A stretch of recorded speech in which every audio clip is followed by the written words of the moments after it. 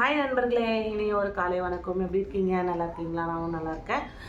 அப்புறம் நண்பர்களே, இன்றைக்கி சண்டே. எல்லோரும் வீட்டில் என்ன ஸ்பெஷல்? நம்ம வீட்டில் என்ன ஸ்பெஷல் அப்படின்னாக்கா, இப்போ தான் எந்திரிச்சிருக்கிறேன். சப்பாத்தி மாவு பெசந்து வச்சுருக்கேன். சப்பாத்தி செஞ்சுட்டு முட்டை கொஜ்ஜி பண்ணலான்னு இருக்கேன் இன்றைக்கி. சாப்பிட்டு துணியெல்லாம் துவச்சி போட்டு சாமான்லாம் கழுவிட்டு வீடெல்லாம் இன்றைக்கி கொஞ்சம் க்ளீன் பண்ணிவிட்டு அப்புறமா வந்துட்டு எங்கள் தங்கச்சிங்க வருவாங்க. கொஞ்சம் நேரம் தங்கச்சிங்கிட்ட ஜாலியாக இருப்பேன். அப்புறம் கொஞ்ச நேரம் இன்றைக்கி ரெஸ்ட் எடுக்கிற நாளுன்னு வச்சுக்கலாமே. ரெஸ்ட்டும் இருக்கும், வேலையும் இருக்கும். அதுதான் சண்டே. சண்டை போடுற நாள்.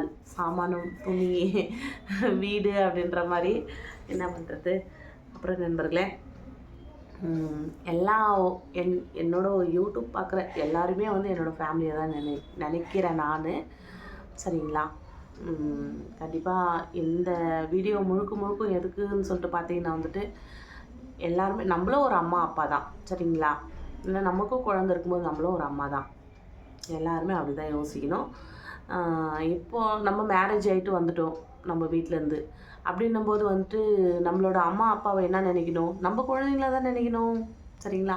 நம்ம இருக்கிற வரையும் அவங்க நம்ம குழந்தைங்க அப்படின்னு நினச்சோம்னா எவ்வளோ சூப்பராக இருக்கும் சொல்லுங்கள் பார்க்கலாம்.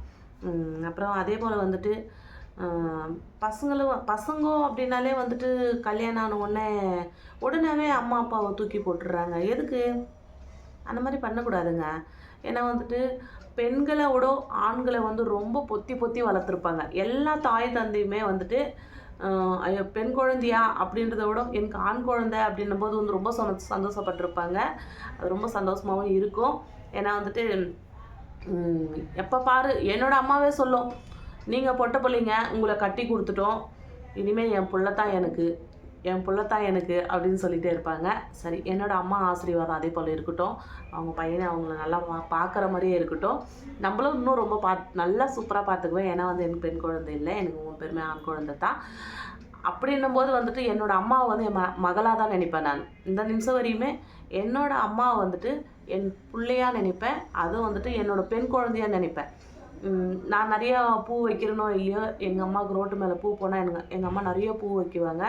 எங்களுக்கும் சின்ன போது நிறைய பூ வச்சு தான் பார்ப்பாங்க. எல்லார் வீட்லேயும் இந்த பூ வாங்குகிற காசு ஒரு 50 ரூபா ஆகும், அந்த 50 ரூபாவை சேர்த்து வைக்கலாம் அப்படின்னு நினைப்பாங்க.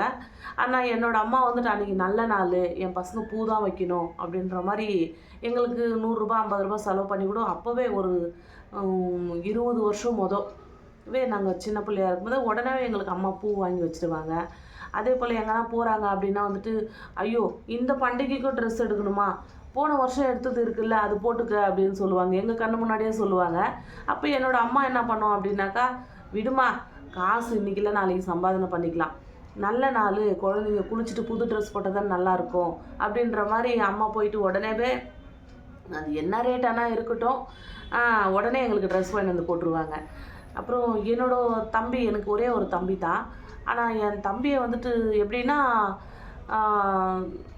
அப்பாவுக்கு நெக்ஸ்ட்டு வந்துட்டு தான் அண்ணனோ தம்பியோ நம்மளோட அப்பான்னு சொல்லுவாங்கள்ல, நான் அப்போவே அது உணர்வேன். என்னோடய அப்பா வந்துட்டு என்ன வேலை செய்வார் அப்படின்னா, கார வேலை தான் செய்வார். என்னோடய அப்பா வந்து ரொம்ப உழைப்பாளி.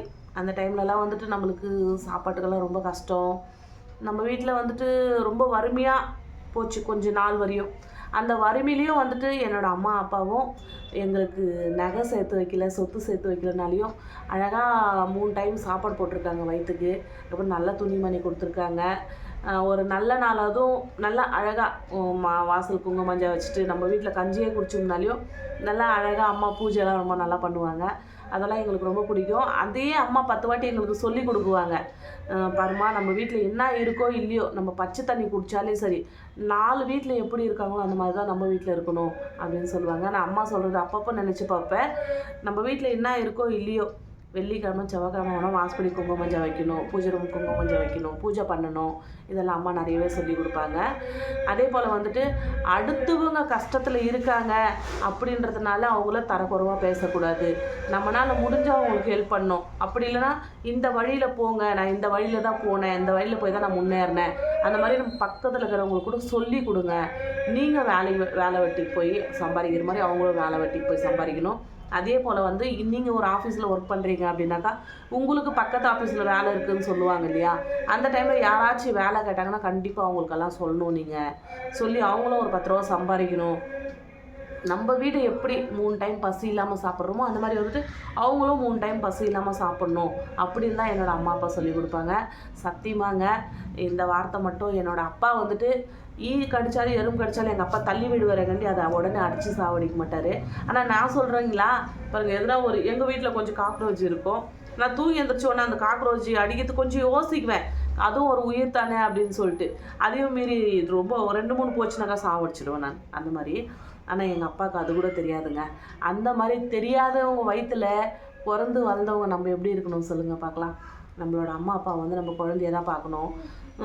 அப்பா அம்மா வீட்டுக்குள்ளே வச்சுட்டு உலகத்தில் நிறைய ஐயோ தர்மஸ்தலை போகலாமா, அப்புறமா மண்டியா போகலாமா, அப்புறம் வந்துட்டு திருப்பதி போகலாமா, திருத்தணி போகலாமா, என்னப்பா எங்கெங்க என்னென்ன கோயில் இருக்குது, கோயிலாக போயிட்டு வேணா நம்ம பொண்டாட்டி பிள்ளைங்க நல்லா இருப்பாங்களா, நம்ம நல்லா இருப்போமா, இன்னும் கொஞ்சம் வீடு வாசல் வாங்கலாமா, அப்புறம் பணம் சேர்த்து வைக்கலாமா அப்படின்னு சொல்லிட்டு எத்தனையோ கோயில் குளத்துக்கு எத்தனையோ ஊருக்கு போனாலையும் ஏங்க நீங்கள் தான் சாமியை வீட்டுக்குள்ளே வச்சுனுங்கிறீங்களே நம்மளோட அம்மா அப்பாவை. அவங்க அம்மா அப்பாவை மட்டும் வணங்குங்க பார்க்கலாம். எங்கே இருக்கிற சாமி கூட வந்துட்டு நம்ம வீட்டில் இருக்கிற அம்மா அப்பாவே நம்மளுக்கு சாமி தான். அவங்க நம்மளை ஆசீர்வதிச்சாலே கண்டிப்பாக நம்மளுக்கு எல்லாமே கிடைக்கும். அப்படின்ற உலகத்தில் நம்ம வாழ்ந்துட்டு இருக்கும்போது தெரியாதவங்க தாங்க அப்பா அம்மா வீட்டுக்குள்ளே விட்டுறாங்க, சாப்பாடு போடுறாங்களா இல்லையான்னு கேட்க மாட்டாங்க. ஒரு 150 கொடுத்துட்டாங்கன்னா அது பெருசு, ரொம்ப பெருசு அவங்களுக்காக, அவங்களுக்கு ரொம்ப அது பெரிய காசு அப்படின்ற மாதிரி. விடு நம்ம அம்மாவுக்கு தான் இப்போ ஒரு 1000 ரூபாய் கொடுத்துட்டுமே, 2000 கொடுத்துட்டுமே, 3000 கொடுத்துட்டுமே, அவங்க பார்த்துக்குவாங்க. நம்ம ஒரு 10,000 செலவு பண்ணி அங்கே இருக்குதே கோயில், அந்த கோயிலுக்கு போனால் நம்மளுக்கு ரொம்ப நல்லது நடக்கும், நம்ம பொண்டாட்டி பிள்ளைங்க நல்லா இருக்கலாம் அப்படின்றதுனால எங்கே இருக்கிறோ கோயிலுக்கு போவாங்க. ஆனால் வீட்டில் இருக்கிற சாமியை வணங்க மாட்டாங்க. அந்த சாமி யாருங்க? நம்மளை பெற்றவங்க தான். அது ஏன் சில பேர் புரிஞ்சிக்க மாட்டேன்றாங்க? புரிஞ்சிக்குங்க சரிங்களா. நான் ஒரு பெண்ணாக இருந்து சொல்கிறேன், என்னோட அம்மா அப்பா வந்து என் குழந்தைங்க, என்னோட குலசாமி அப்படின்னு நான் நிறைய வாட்டி சொல்லியிருப்பேன், நிறைய வீடியோவில் சொல்லியிருப்பேன். நீங்கள் வேணால் செக் பண்ணி பாருங்கள். ஃபஸ்ட்டு கடவுள் எனக்கு யார் அப்படின்னா என்னோட அம்மா, என்னோட அப்பா. நெக்ஸ்ட்டு கடவுள் தான் நான் வணங்குற கடவுள் சரிங்களா. அதே போல் எல்லாருமே நினைங்க ரொம்ப நம்ம குடும்பம் ரொம்ப நல்லாயிருக்கும். அதே போல் நம்ம குழந்தைங்கள வந்துட்டு தாத்தா பாட்டிக்கிட்ட எப்படி பழகணும்னு சொல்லி கொடுங்க சரிங்களா. நம்மளோட அம்மா அப்பாவை வந்துட்டு அவங்களோட அம்மா அப்பாவாக நினைக்கணும். அந்த மாதிரி உங்கள் ஆயா கூப்பிட்றாங்க போ, என்ன போய் கேட்டோப்போ அப்படின்னு சொல்லக்கூடாது. நம்ம கூப்பிடும் போதே வந்துட்டு அப்போ ஆயா கூப்பிட்றாங்க போய் என்ன கேளுமா, என்ன வேணுமா கேளுமா அப்படி சொல்லணும். இப்போ என்ன வேணும்னு போய் கேட்டோப்போ அது வந்து எப்படின்னா நம்ம குழந்தைங்களுக்கு ஆயா தாத்தாவை வெறுக்கிற வார்த்தை.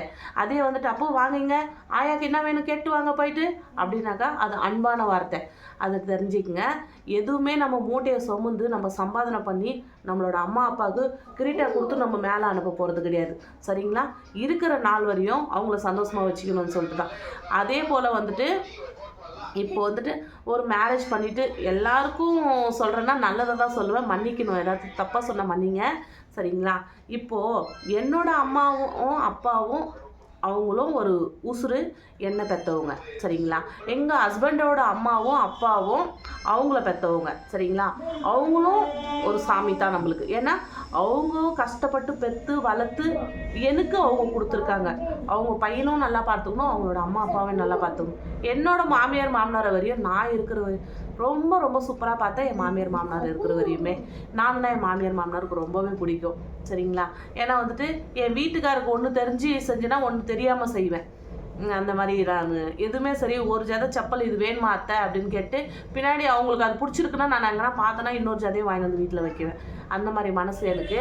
ஆனால் கடவுள் எனக்கும் ஒரு 3 குழந்தை கொடுத்துருக்காங்க. நான் இன்றைக்கி வந்துட்டு என்னோடய அம்மா அப்பாவையோ என்னோடய மாமியார் மாமனாரையோ நான் நல்லா பார்த்தா மட்டும்தான் என்னோட மருமாவை கூட என்ன வந்தால் நல்லா பார்க்குவா அப்படின்றது. நான் அதே துரோகம் நான் செஞ்சுட்டு நான் நல்லவளாக பேசணுன்னாக்கா எனக்கும் அதே தண்டனை உண்டு. கண்டிப்பாக எல்லாருக்கும் தண்டனை உண்டு. இது நான் தெரியாமல் ஏதாச்சும் சொன்னால் என்னை மன்னிக்கணும் சரிங்களா. அப்படி இருக்கும்போது நீங்கள் மாமியார் மாமனாரை பாருங்கள், தான் அம்மாவா தான் அப்பாவா பாருங்கள். அதே போல் நம்மளோட பெற்றவங்களும் நம்மளோட அம்மாவையும் அப்பாவையும் சாமியாக நினைங்க சரிங்களா. அவங்க ஒவ்வொரு டைமும் 10 மாதம் நம்மளை வயிற்றுக்குள்ளே சுமந்து பெற்று எடுத்து அவங்க கடிக்குதா எறும்பு கடிக்குதா நம்மளை இவ்வளோ பெரிய பிள்ளைங்களா வளர்த்து படிக்க வச்சு ஆளாக்கி ஒரு ஆஃபீஸ்க்கு வேலைக்கு அனுப்புகிறாங்க அப்படின்னாக்கா ஃபஸ்ட்டு நம்ம சமாதானம் பண்ணி எடுத்துகிட்டு வந்து 1 ரூபாய்னாலே நம்மளோட பெற்றவங்க கிட்ட கொடுத்துட்டு அவங்ககிட்ட ஆசீர்வாதம் வாங்கிட்டு அப்புறமா மற்றவங்க செலவு பண்ணுங்க சரிங்களா. உங்கள் காசு உங்களுக்கு தான். அப்புறமா நீங்கள் கல்யாணம் ஆகிட்டாலே உங்கள் பொண்டாட்டி பிள்ளைங்களுக்கு நீங்கள் உரிமையாயிடுவீங்க, இல்லைன்னு சொல்லலை. சம்பாதிங்க, எவ்வளோவே சம்பாரிச்சாலும் பெற்றவங்கள நல்லா வச்சுக்கணும். அவங்க கேட்க போகிறது என்ன தெரியுமா? சொத்து சொந்தத்தை அழிச்சிடணும், நம்ம பிள்ளைங்களுக்கு எதுவுமே வைக்காமல் போயிடணும். அந்த வார்த்தை யாருமே நினைக்க மாட்டாங்க. அவங்க நினைக்கிறது ஒரே வார்த்தை, நம்ம பிள்ளை நல்லா இருப்பானா, நம்ம பொண்ணுங்க நல்லா இருப்பாங்களா, அதுதான் நினைப்பாங்களே. யாரும் கெட்டு போனோம்னு நினைக்க மாட்டாங்க. சரியா? பெத்த தாய்களை தரக்குறைவாக பேசாதீங்க, எல்லாருக்குமே கேட்டுக்கிறேன் நான். அப்புறமா பெத்த தாயை வந்துட்டு அம்மாவை ஊரில் விட்டுறது, நம்ம ஒரு ஊரில் வாழ்கிறது, அது நல்லா இருக்காது. நீங்கள் எந்த ஊரில் வாழ்கிறீங்களோ அங்கே போயிட்டு உங்களை பெற்றவங்கள நீங்கள் கூட வச்சுக்கோங்க. சரிங்களா? நீங்கள் குடிக்கிற கஞ்சி அவங்களுக்கு ஊற்றுங்க. நீங்கள் கஞ்சி குடிச்சு அவங்க கறி சாப்பாடு சாப்பிட போகிறதில்ல. சரிங்களா? அவங்க கறி சாப்பாடு சாப்பிட்டு உங்களுக்கு கஞ்சி ஊற்ற போகிறது கிடையாது. சரிங்களா? அவங்க பெற்று வளர்த்த வச்சு தான் நீங்கள் ஒரு ஆள் ஆகுனீங்க, நீங்கள் ஒரு வேலைக்கு போகிறீங்க, நீங்கள் சம்பாதனை பண்ணுறீங்க. அவங்க போட்ட பிச்சைங்க அது. நம்ம இன்னைக்கு ₹1,00,000 சம்பாதிக்கிறனால அது யார் போட்ட பிச்சை? உன்னோட திறமையில நீ வாழல, அவங்களோட திறமையில தான் நீ வாழ்ந்துட்டு இருக்க. நம்மளோட அம்மா அப்பாவே செத்த நாளில் கூட அவங்களுக்கு பூஜை பண்ணுறோன்னா எதுக்கு பண்ணுறோம்? அவங்க நம்மளை உசுரோட பூமி மேலே விட்டுட்டு போனதுனால தான். கண்டிப்பாக யாரும் அந்த தவறு செய்யாதீங்க.